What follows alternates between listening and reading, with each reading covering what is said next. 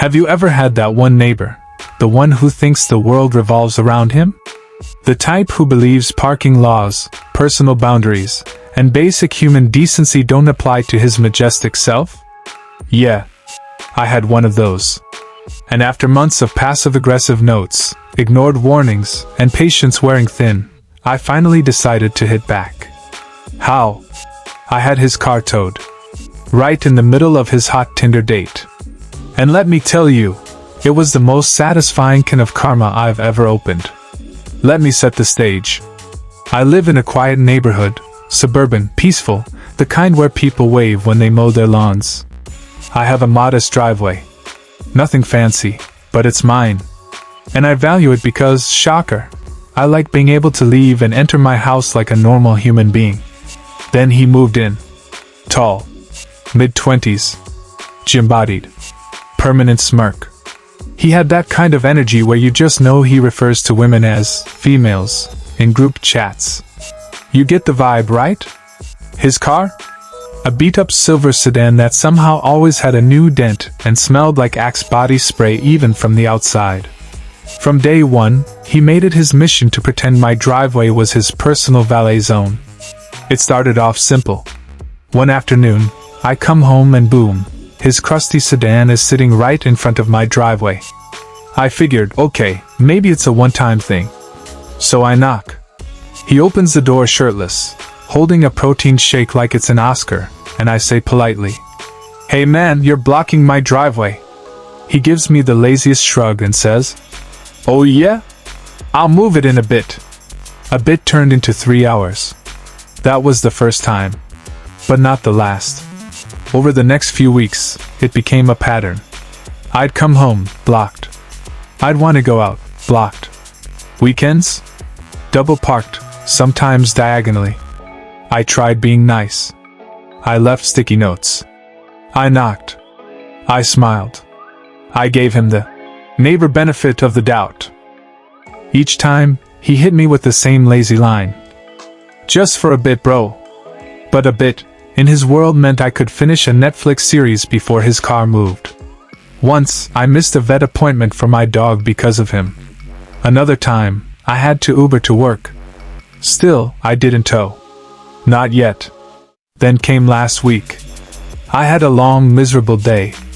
The kind of day where your socks are wet, your phone dies, and the grocery bag rips open in your driveway. Except, surprise, no driveway.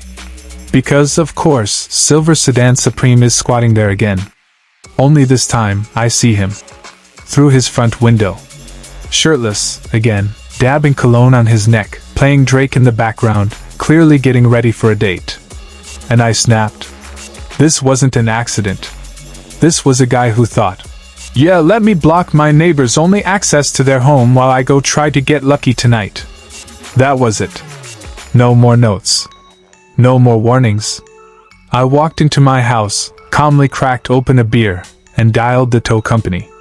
Now, to be fair, where I live, it's 100% legal to have a car towed immediately if it's blocking your private driveway. And I made sure to snap some photos for proof. The tow guy? Super chill. He was there in 20 minutes. Strapped the car up like a pro, and off it went. Silent. Beautiful. Glorious. I sat back on my porch, still sipping that beer, enjoying the cool breeze like I was watching a Broadway performance entitled Dude Gets Humbled, the musical. About 45 minutes later, I see a girl walking up the street. Heels. Red dress. Hair curled.